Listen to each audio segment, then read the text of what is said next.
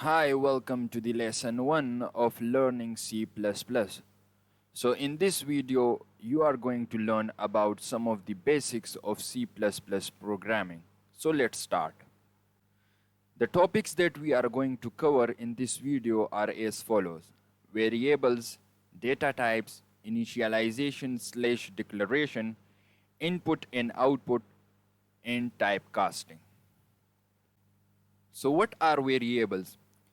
In normal day-to-day, when we use this terminology in mathematics, we define it a value that can be later on changed or it can be altered. For example, if we say that 5, it is a number, so it is a constant. 5 does not mean anything else. But if I say a is equals to 5, so this a can be equals to 9 as well. So that means this a is a variable, but this 5 is 5. For example, the value of pi. We say pi is approximately equals to 3.14. So that is a constant. It cannot be changed from this value. So this is the same concept here in programming as well, that we use different kind of names and symbol to denote data. Now there can be different types of data, but the basic types of C++ are integer, float, character, and bool. What is integer? So integer, it is a fixed number like plus minus 1, plus minus 2, plus minus 100, etc. What is a float? Float is that kind of a number that may have a decimal point like 1.35, 1.37, and etc. What is a character? Character is such kind of data that represents any kind of symbols or characters, for example, alphabets A, B, C, D, or plus, minus, etc. symbols, or maybe slash characters, etc. And what is bool? So bool is based on the true-false logic, so either it can be true or it can be false. Whenever a data type is stored in a variable, that variable take place in a memory. For example, if I say integer a is equals to 10, so memory allocates a space to this integer data type. So different data types have different sizes of memory. So the size of memory is decided on the type of data that we are using. Now, how can we combine the data type and variable concept in our day-to-day life programming? For example, whenever you want to use any kind of variable, for example, if I have a name as x of variable, so it has a proper syntax. Let's learn that syntax. First of all, you have to decide which kind of data you are using. For example, if you are using integer data type, so first of all, write the keyword int. After that, write the name of variable. For example, if I say variable 1. Now, if you are just declaring the data, your process has been completed. Until this stage, you have just declared variable 1 as integer data type. Now, if you want to initialize it with a value, you will use an equal sign with a value 6. Now, this variable 1 has a value 6 inside of it stored. So you can imagine a variable as a container to hold data that take place in a memory. Now, how can you print out the data? You will use cout and the name of variable. For example, here we have variable 1.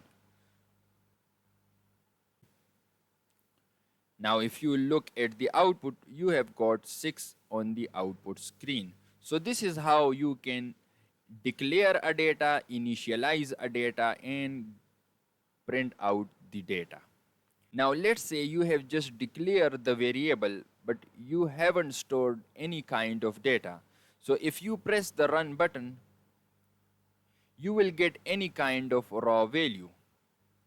So to avoid raw values in your program, you can say 0, or you can say null as well.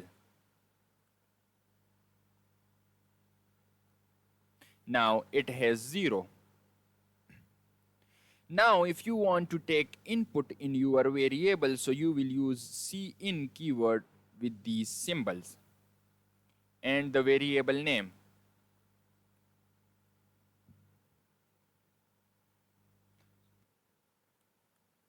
Now in the first line of code we took input from the user, then we printed that input.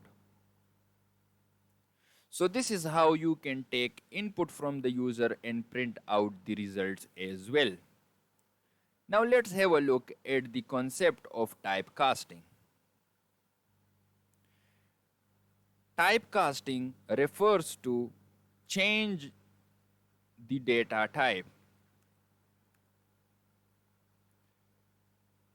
For example, you want to change the data type of integer to float or from float to integer.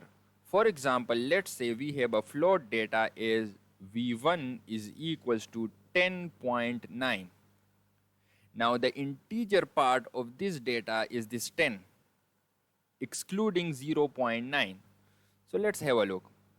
Let's say we say integer v2 is equals to v1.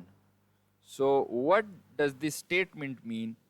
That we have initialized v2 with v1, but v1 is float and v2 is integer. Now if we print the v1, you will get 10.9, but if you print v2, you will get 10 only. Okay? Now as you guys can see that this is not a preferred way of printing your output. So there is another keyword that is called AND-L, which is used to transfer the output into the next line.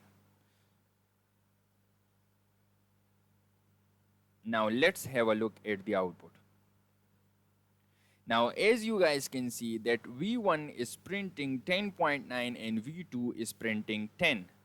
So the type of data has been changed from float to integer. So this can be a very useful tool in your programming. Now if you want to print some text with your variable as well, such as you want to print v1 is equals to, so you can use this syntax. Same is the case for v2 as well.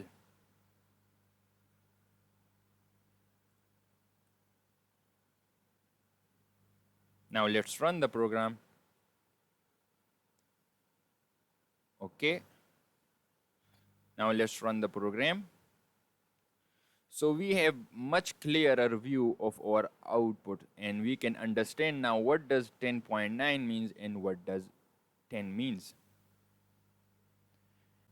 Now here is another way of typecasting the type of data. That is like this.